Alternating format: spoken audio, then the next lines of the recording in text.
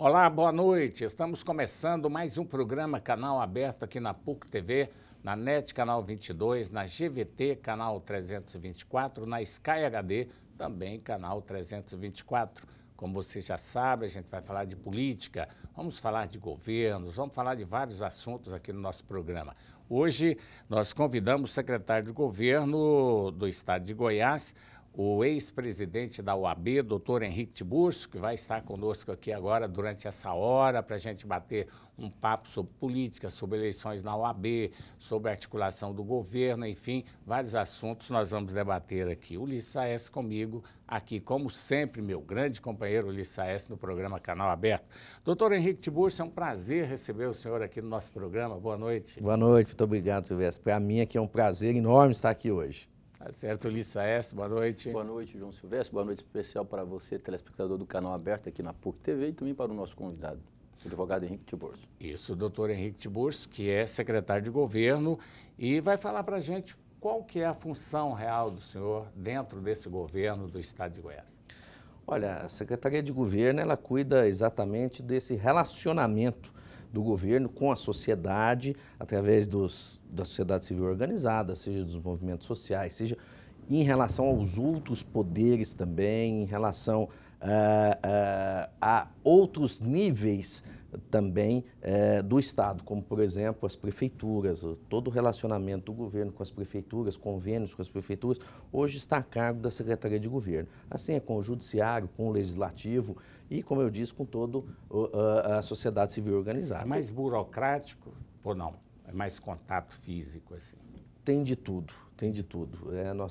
Nós atendemos muito os deputados, atendemos os prefeitos que vão lá atrás dos convênios, tratar desses assuntos, mas também recebemos muita gente oriunda da sociedade civil que leva as suas demandas até o governo, ou seja, a interlocução entre o cidadão e o governo do Estado. Essa relação, esse relacionamento, pelo jeito, não é muito trabalhoso, até porque hoje a gente sente que há uma aproximação muito grande da própria oposição em relação ao governo do Estado, ou seja, você pega demais PMDBistas, lideranças de outros partidos que não do PSDB ou então da base aliada, hoje migrando para o PMDB, para o PSDB e para a base aliada.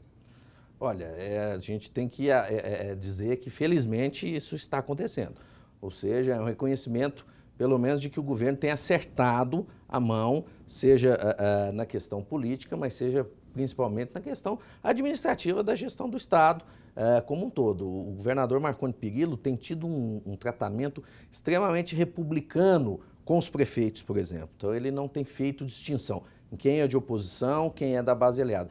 Isso, naturalmente, faz com que os prefeitos se sintam confortáveis em fazer parte da base aliada.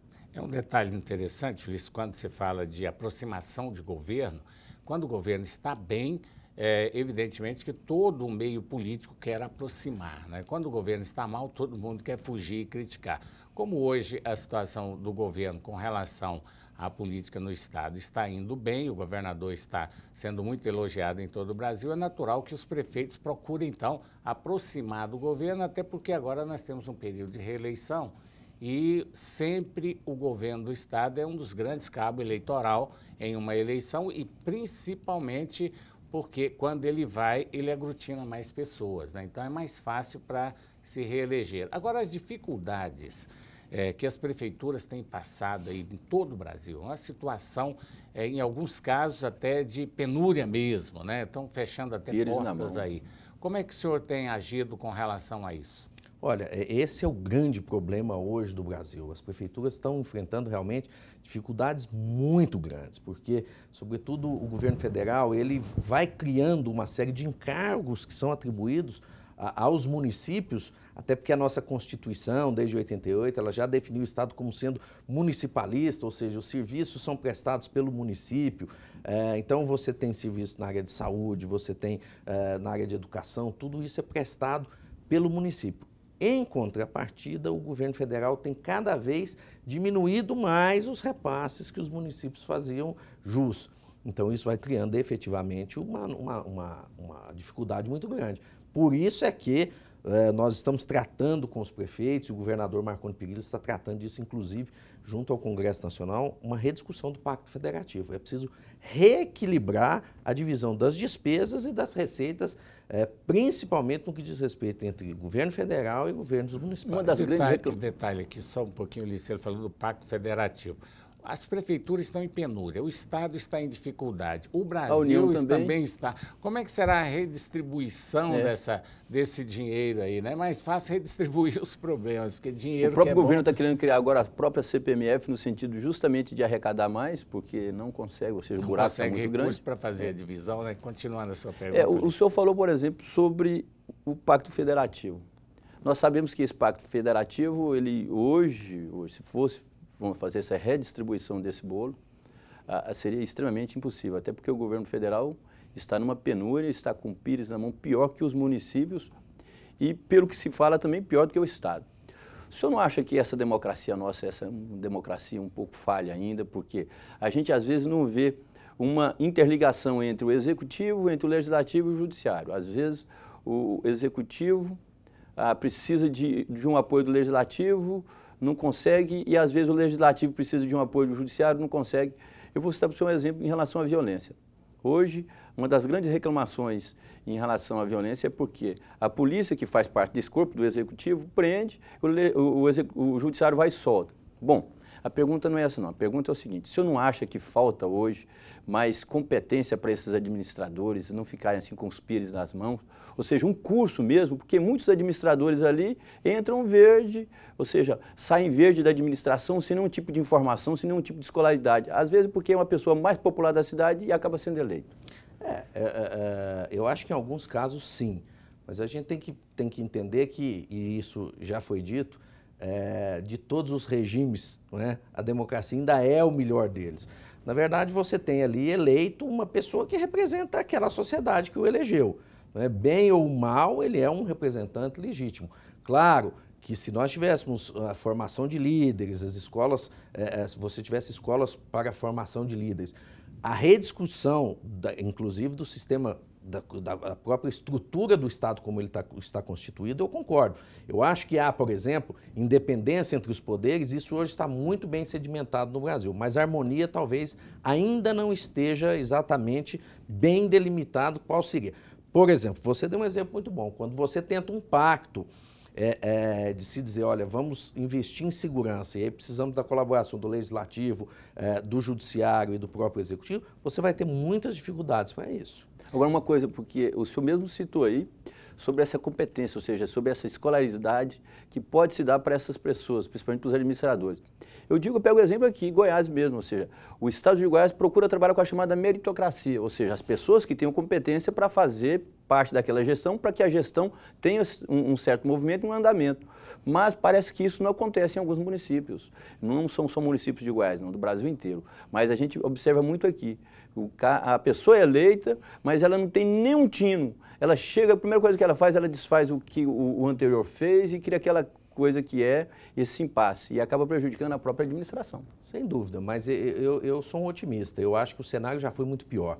Nós tivemos avanços, embora talvez não com a velocidade que a gente desejasse. Mas, por exemplo, a Lei de Responsabilidade Fiscal foi um bom exemplo disso. Ela ajudou muito a moralizar, sobretudo, a questão dos municípios. Porque se você hoje tem prefeitos que não dão continuidade ao que os anteriores iniciaram, por exemplo, antigamente você tinha prefeitos que deixavam rombos monumentais nas prefeituras para o próximo prefeito. Então, isso hoje já melhorou muito. Aos poucos, não é, com as dificuldades naturais de todo o processo democrático, porque tudo precisa ser muito discutido, eu acho que nós vamos avançando e estamos avançando.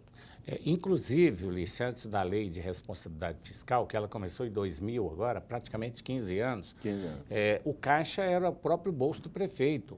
Nós temos um caso de um prefeito aqui, eu não vou citar o nome dele, até porque ele já está um ex-prefeito, já está totalmente enrascado aí a situação dele, que ele recebeu o FPM no nome da irmã dele aqui em Goiânia. A conta era o nome da irmã dele, porque a dele, da primeira-dama da prefeitura, já tinha toda estourada na época. Então, era depositado o FPM na conta da irmã do prefeito. Ele saía com o dinheiro no bolso, gastava do jeito que queria. Prefeitos que andavam com talão de cheque, talão de cheque, dinheiro no bolso, era cercado na rua, dava dinheiro para pagar a luz, a energia ali do cidadão e outros remédios mais. Então, era uma bagunça. Hoje já melhorou muito, mas ainda falta muita coisa para a gente chegar naquele estado ideal. Daqui a pouco, depois do intervalo comercial, estaremos de volta com o programa Canal Aberto. Estamos de volta com o programa Canal Aberto. Hoje nós estamos conversando com o secretário de Governo, o Henrique Tiburcio, doutor Henrique Tiburcio, que foi presidente da OAB. Eu vou fazer só mais um questionamento aqui, Ulisses, a respeito daquele assunto que a gente vinha falando sobre o Estado. Eu acho que o Estado gasta muito mal, as prefeituras gastam muito mal o dinheiro, apesar das dificuldades que elas estão passando, mas tem muita coisa irregular. Nós tivemos agora, recentemente, esse fato da Assembleia Legislativa, né, os funcionários fantasma. É inadmissível que uma Assembleia Legislativa com 41 deputados, cada um com seus assessores, tenha fatos como aquele, alguém lá na Assembleia para poder assinar o ponto e ir embora para casa pegando de graça o dinheiro público. Eu acho que o funcionário público tem toda a condição de receber o seu dinheiro, mas precisa prestar serviço, tem que ter a contrapartida também. Então, eu acho que aquilo ali é um dos exemplos que acontece em quase todo o Brasil, prefeituras, assembleias legislativas e outros órgãos do governo, que, de uma certa forma, o executivo às vezes não sabe disso. Não vou falar que o doutor Hélio sabia disso, não vou falar que o governador sabe disso, mas são fatos que ocorrem e que acabam onerando o caixa das prefeituras do Estado, não é isso, Tiburcio? Sem dúvida nenhuma. É óbvio que eu não quero entrar num assunto que é do Legislativo, que é da Assembleia, e todos vão ter a condição de se explicar e de se defender, inclusive, não é? Os próprios servidores foram mostrados naquela reportagem, mas é uma questão cultural também no Brasil, essa relação de dependência que o cidadão muitas vezes cria em relação ao Estado. E ele cobra isso muitas vezes dos políticos também, na hora do voto, de obter algo em troca disso, não é? É preciso uma mudança cultural mesmo.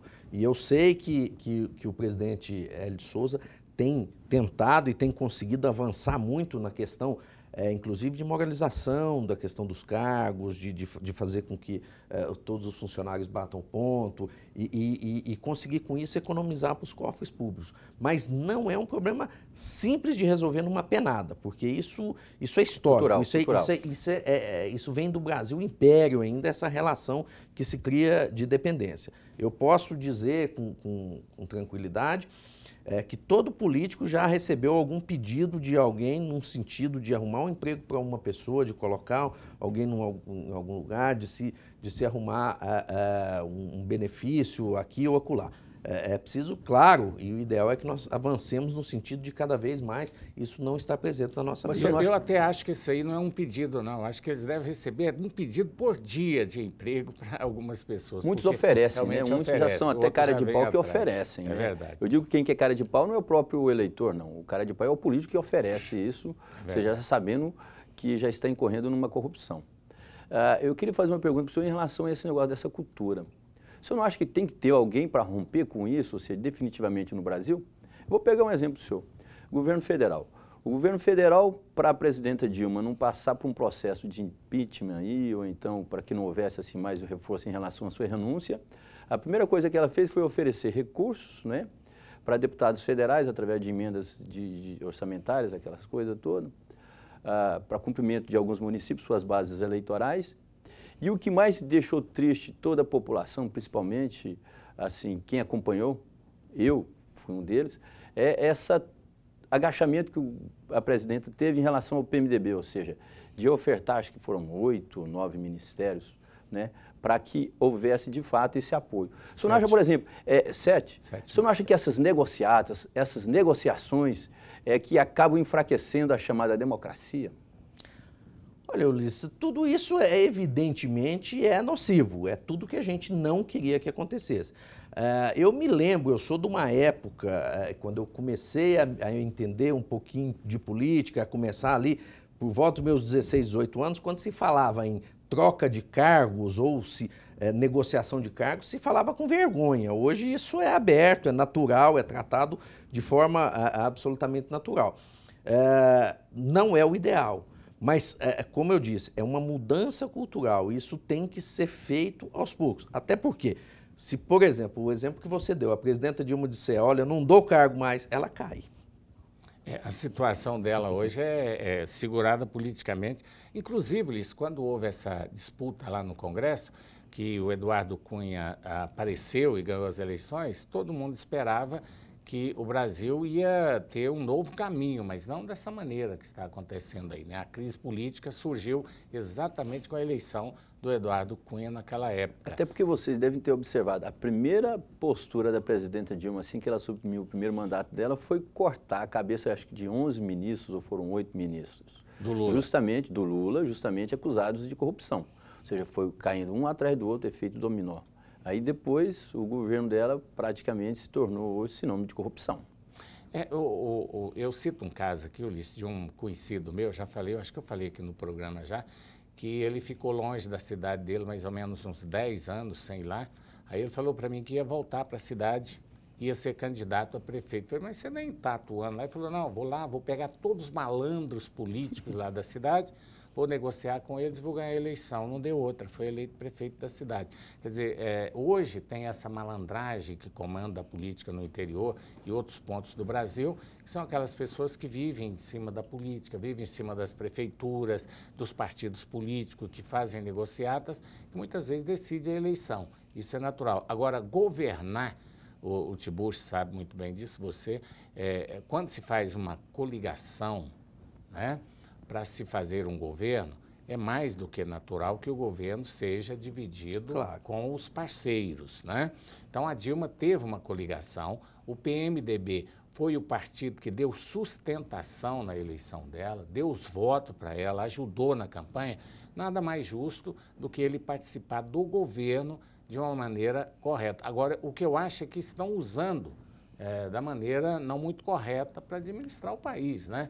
Porque participar do governo é um direito e uma obrigação da Dilma também dar ao PMDB. Claro, até porque você vai ter pessoas boas nesses partidos. É verdade. Você pode trabalhar a questão dos cargos, trabalhar a questão da composição do governo com pessoas boas, com pessoas que sejam competentes, com pessoas que tenham bons propósitos. Porque, afinal de contas, a política é feita por pessoas. Não adianta a gente criar só leis, criar todas as regras possíveis. Se você não tiver boas pessoas ali, o resultado nunca vai ser bom. Eu digo que você pode fazer o melhor contrato possível para garantir as partes de qualquer intercorrência. Se você está tratando com pessoas que não estão de boa fé, o resultado nunca vai ser bom. Tá certo. Eu quero voltar um pouquinho aqui num assunto que ele entende bastante. A OAB tem eleições agora na OAB, nós temos 3 candidatos aí, pelo menos 3 até agora, né? Como é que o senhor está acompanhando essas eleições na OAB? O senhor foi presidente lá, saiu para ser secretário de governo.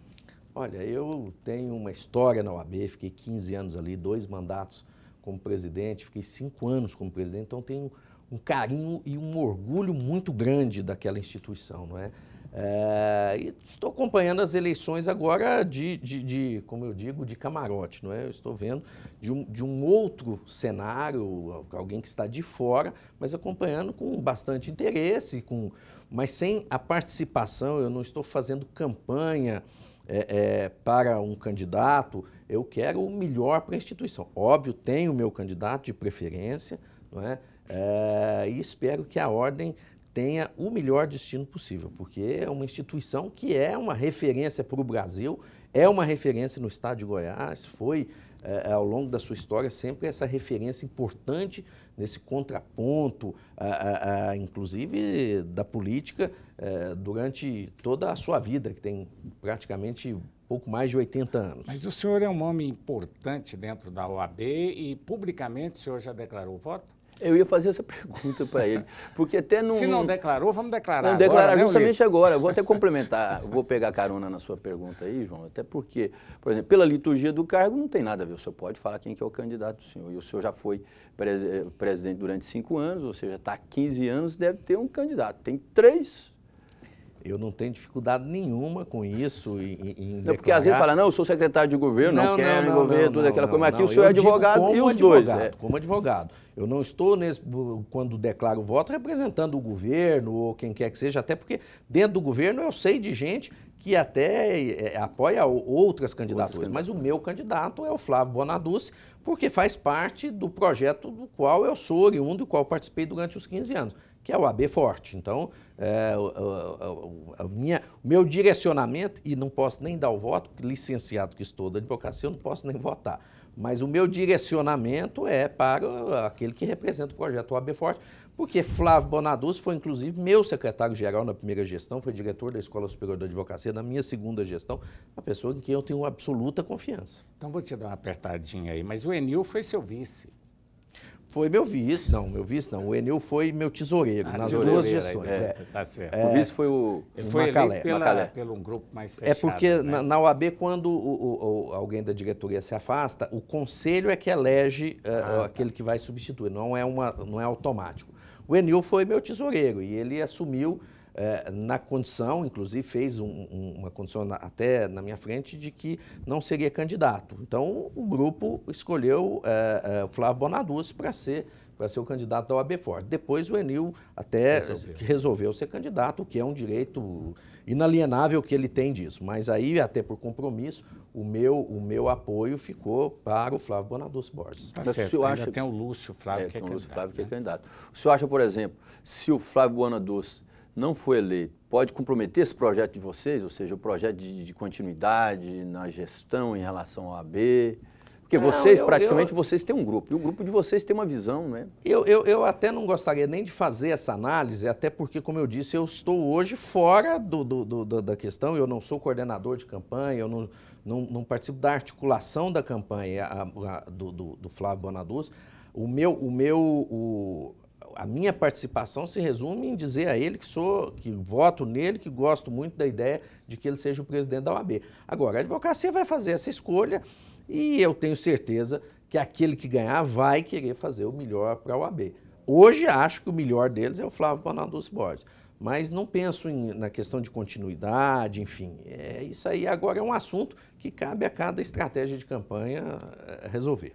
O que o pessoal espera aí, que o novo presidente vem dar também uma maior credibilidade à situação da OAB, parece que anda assim meia duvidosa. Vamos para o intervalo comercial, daqui a pouco estaremos de volta. Estamos de volta com o programa Canal Aberto, aqui na PUC TV, canal 24, na NET, canal 22, na GVT e na Sky HD, canais 324, os dois 324. Estamos conversando com o secretário de governo, ex-presidente da OAB, doutor Henrique Tiburcio. Eu falei que a expectativa de uma melhora na OAB, qual a avaliação que o senhor faz da OAB hoje com aquela OAB de 4 anos atrás, quando o senhor era presidente? Olha, Silvestre, eu vou ficar te devendo essa resposta, mas eu vou até te justificar.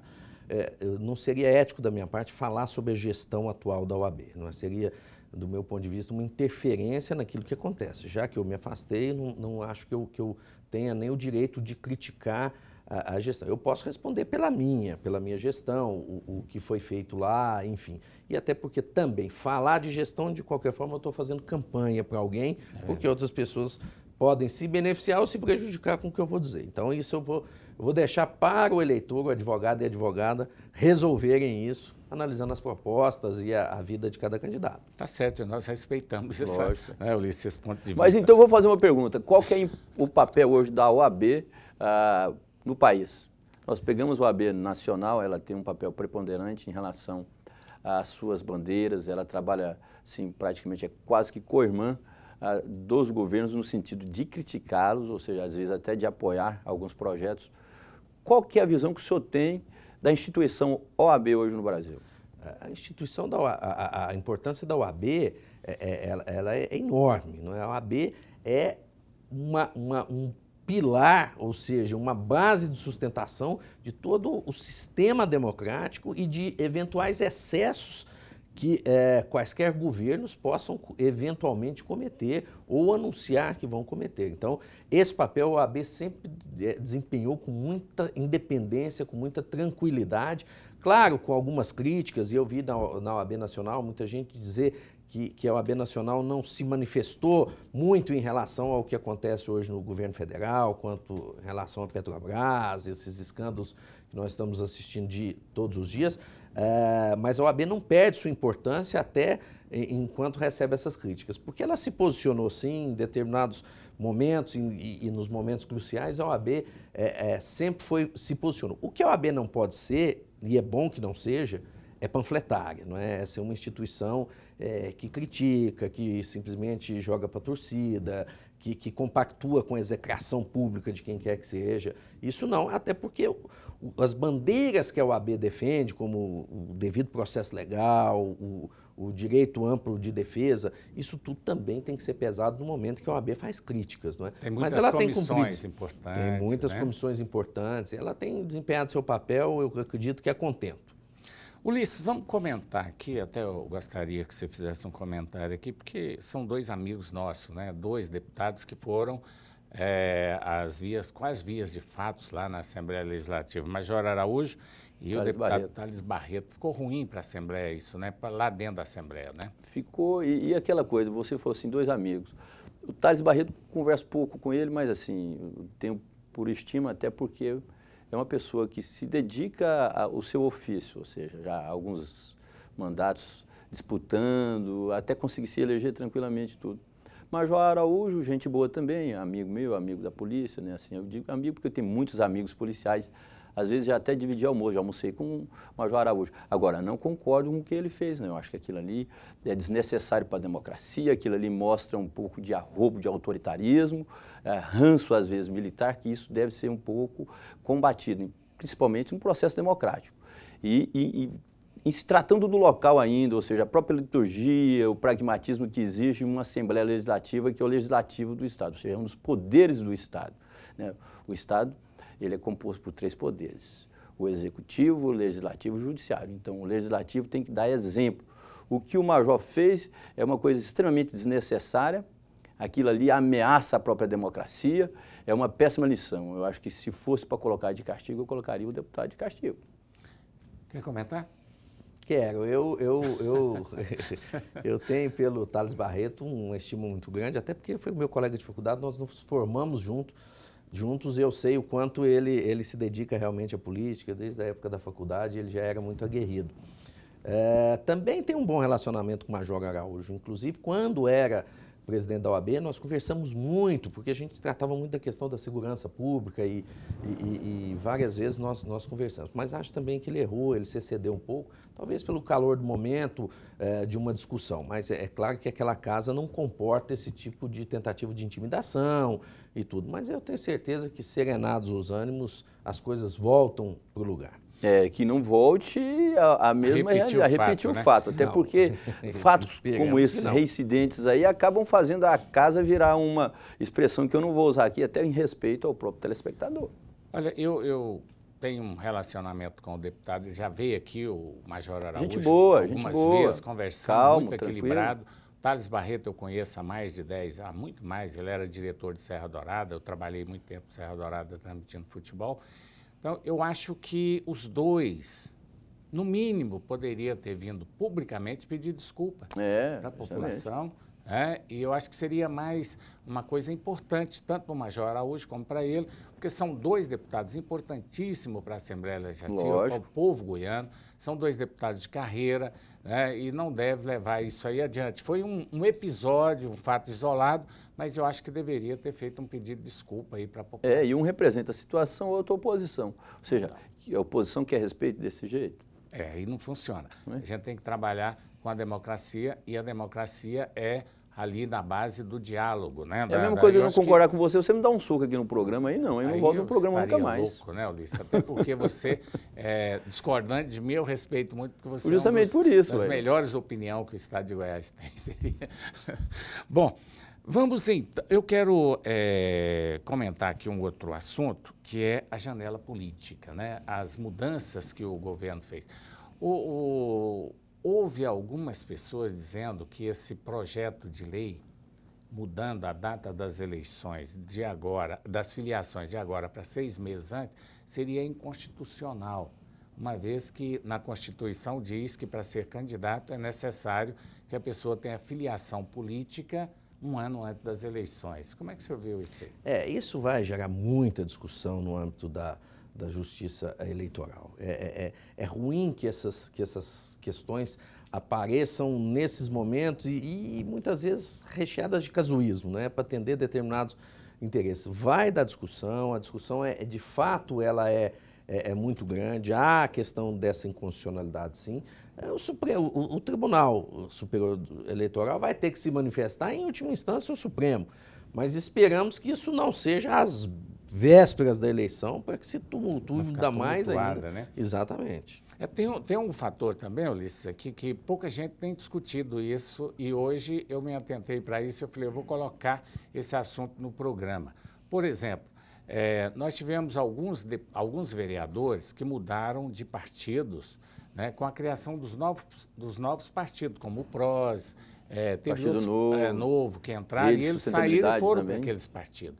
Inclusive o Djalma Araújo é um desses, né? Foi por Rede. Foi por Rede.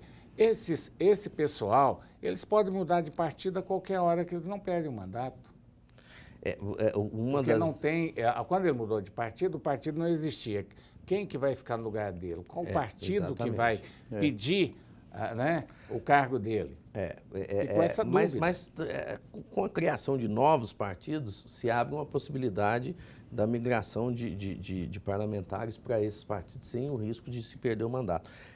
E esses partidos novos, se a pessoa se mudar deles, também não tem quem, eles não têm mandato para garantir, porque as pessoas não foram eleitas por eles. Então, isso de fato fica essa lacuna. Fica essa lacuna, e ninguém tem discutido isso aqui hoje em termos de política, porque realmente é um fato, porque o Djalma saiu do PT e foi para o... Foi para o PROS. Solidariedade. Solidariedade. Se ele quiser sair do Solidariedade e ir para outro partido, ele não tem... Não, agora ele foi para a Rede de Sustentabilidade. Então, ele pode ir porque não tem mais aquele compromisso com o partido anterior. Mas engraçado, o caso do Djalma é um pouco emblemático. O Djalma ele só deixou o PT porque ele foi praticamente pressionado, expulso do partido, ou seja, até pela onda de reformulação conceitual, empírica e por exemplo, de postura e de princípios. O PT era um partido quando ele surgiu e hoje se tornou um partido que todo mundo conhece aí. Bom, o Djalma, ele foi expulso do partido, como o Tairone de Martino também foi expulso do partido. Então, a primeira, vamos dizer assim, a filiação do Djalma, pelo que a gente sabe aqui, foi PT. Como foi expulso, ele não tinha outro partido, então foi para esse. Só que ele estava à espreita, ou seja, esperando a criação do Rede de Sustentabilidade, da mesma forma que foi Marina Silva. Ela foi candidata pelo PSB justamente porque o Rede foi proibido, inclusive pela Justiça Eleitoral no Brasil, através de uma manobra que houve para que Marina não fosse candidata e não tivesse também a chance de ser eleita. E o Aguimar Jesuíno é pré-candidato a prefeito pela Rede. E ele era do PSB, né? E foi para a Rede agora. Foi para a Rede agora. Ele garantiu que se a Rede fosse regularizada, ele seria pré-candidato a prefeito de Goiânia. Nós vamos convidá-lo, né, para vir aqui outra vez para confirmar essa situação ou não. Nós vamos para mais um intervalo, daqui a pouco estaremos de volta com o programa Canal Aberto. Estamos de volta com o programa Canal Aberto. Nós estamos conversando com o secretário de Governo, doutor Henrique Tibúrcio. E por falar em governo, Ulisses Aécio e doutor Henrique Tibúrcio. Financiamento público de campanha e financiamento privado. O privado acabou, mas tem lá no Congresso Nacional um projeto em forma de PEC para que volte, então, o financiamento privado de campanha e também para discutir a reeleição, né, Ulisses? Esse projeto fatalmente vai passar, porque deputado não fica sem dinheiro das empresas de maneira nenhuma, o senhor concorda?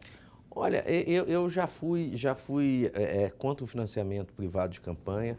Hoje eu não tenho essa opinião tão forte assim contra o financiamento privado. Eu acho que você pode estabelecer alguns limites para esse financiamento, mas o fato é que as empresas, e aí eu digo os segmentos, eles têm direito a ter seus representantes também, né? E para isso é preciso, e uma forma de se fazer isso é ajudar a financiar as campanhas. É lógico, não pode ser uma farra com tanto dinheiro como se vê normalmente, mas se você estabelece um limite para essas doações, eu acho que as coisas ficam mais claras, não é? Você tem mais transparência no processo, você tem mais condições de fiscalização disso. E eu dou um exemplo. Por exemplo, o setor do agronegócio. Eles querem ter seus representantes. Há empresas ali que têm interesse, e não são interesses ilegítimos, não. São interesses legítimos. A defesa, por exemplo, do setor como bloco econômico, eles poderem contribuir para a campanha. Hoje eu penso que se você fizer isso de uma forma regulamentada, se atende melhor o princípio democrático. O problema é justamente esse, ou seja, você fazer a doação e não esperar nada do político. Eu sou até favorável à doação pública de campanha, privada de campanha. Agora, o seguinte, eu acho que os nossos congressistas deveriam fazer uma coisa. A empresa que doar, ela fica impossibilitada 20 anos de entrar em qualquer licitação de serviço público.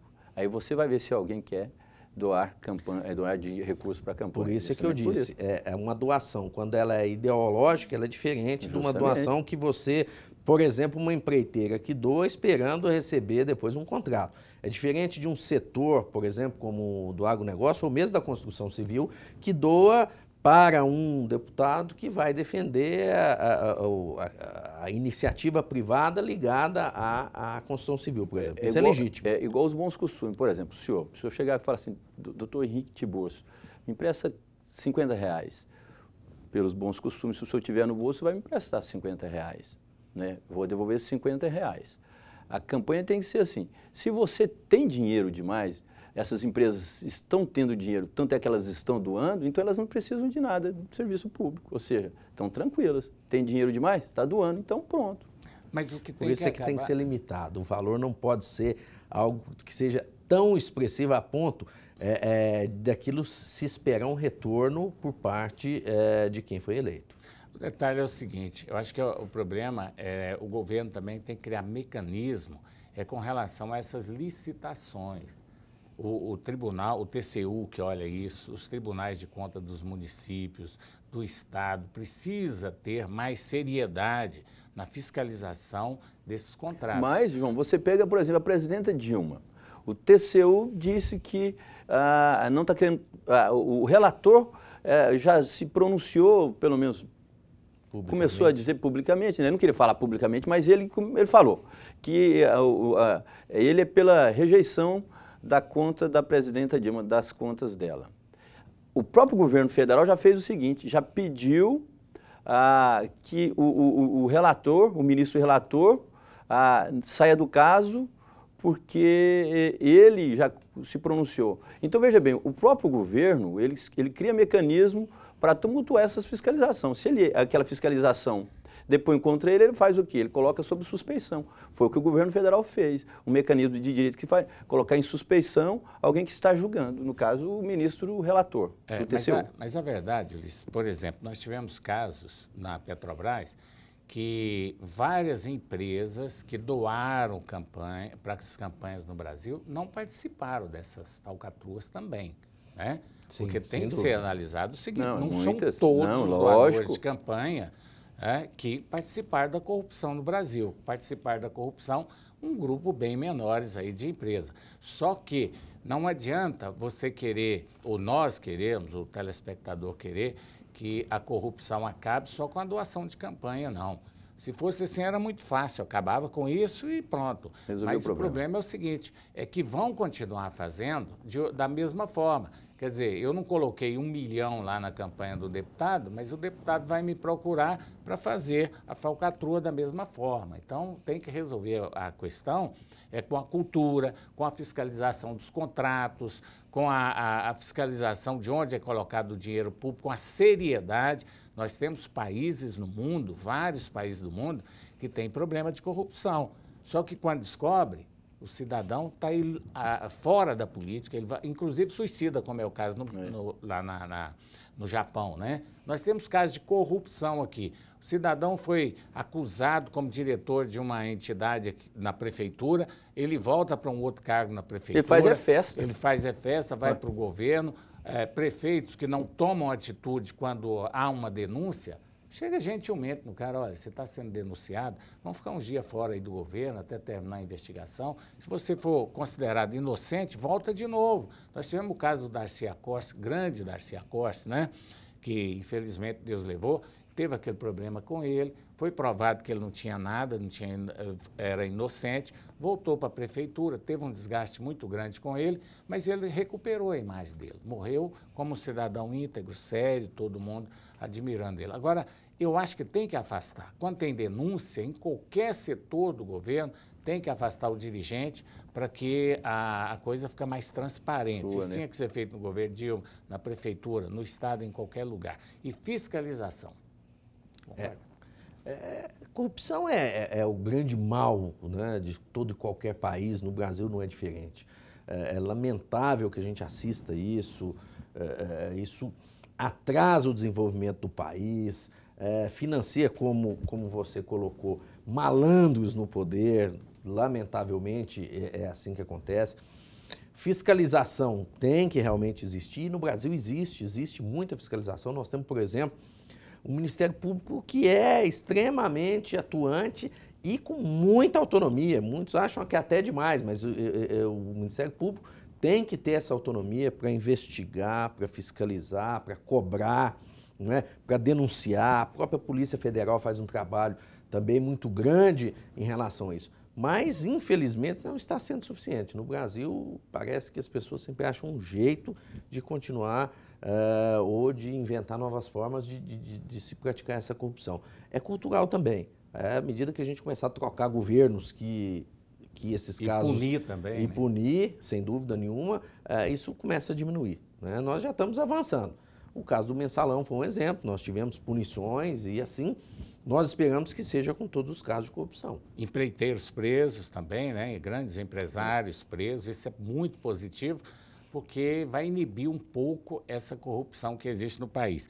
Agora, o financiamento público, eu acho que é mais uma sangria no governo, certo? Nas prefeituras, no governo. Esse dinheiro vai vir de algum lugar aí que poderia ser aplicado em outras áreas. Mas podia limitar bem, né? João. Você vê que a cada momento, não sei se o doutor Henrique Tiburcio concorda, a cada nova eleição, a Justiça Eleitoral ela proclama algumas medidas que acaba beneficiando, ou seja, a execução de campanhas mais espartanas.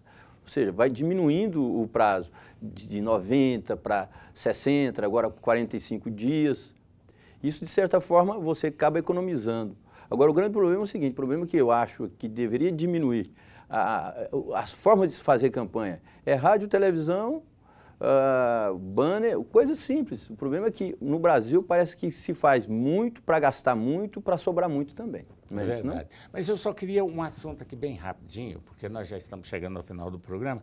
Nós temos uma eleição, Luiz, partidária, que vai influenciar e muito nas eleições de 2018. Maguito Vilela, Daniel Vilela e Zé Nelto, no PMDB. Se o Zé Nelto vencer, em 2018, Caiado será o candidato do PMDB ao governo do Estado.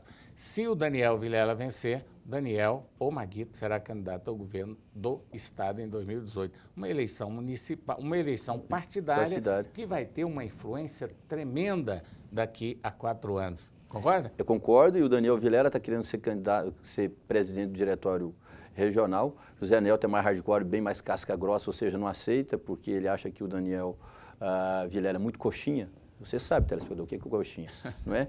E o Zé Nelto é mais hardcore, ele quer ser o presidente do diretório para ver se muda a cara do próprio PMDB, como o PMDB está tentando mudar uma guinada em nível nacional. É verdade. Doutor Henrique Tiburcio, foi um grande prazer receber o senhor aqui. Deixa a sua mensagem aí para os nossos telespectadores. Olha, para mim é que foi um prazer enorme, Silvestre, Ulisses, foi um papo muito agradável, muito enriquecedor. Eu quero dizer que o governo do Estado de Goiás, através da Secretaria de Governo, está à disposição do cidadão, né? Podem nos procurar lá para levar as demandas que tem com o governo. O governo está de portas abertas, nós queremos efetivamente fazer o melhor possível, o melhor trabalho sempre. Tá certo, obrigado. E aí, Luiz, boa noite. Aquele abraço. Vamos dar um abraço para o Carlos Santos, para o Murilo e para o Abílio, que estão assistindo o programa. Tá certo, meu abraço vai bem pertinho aqui, ó, para Thaís, assessora, jornalista, nossa colega que está acompanhando o doutor Henrique Tiburcio, e lá para o salão de cabeleireiro Elite, lá na Senador Jaime, pessoal. Inclusive aquele colega seu, Marcelão, né? Marcelão Chapelão, faz cabelo lá também, e o pouquinho que eu tenho eu faço lá também. Nosso abraço para o Lian e para o Fabrício. Para você, amigos que nos acompanhou até agora, muito obrigado pela audiência. Nosso encontro em segunda-feira, 22h30, com mais um programa Canal Aberto. Até lá, boa noite, obrigado pela audiência.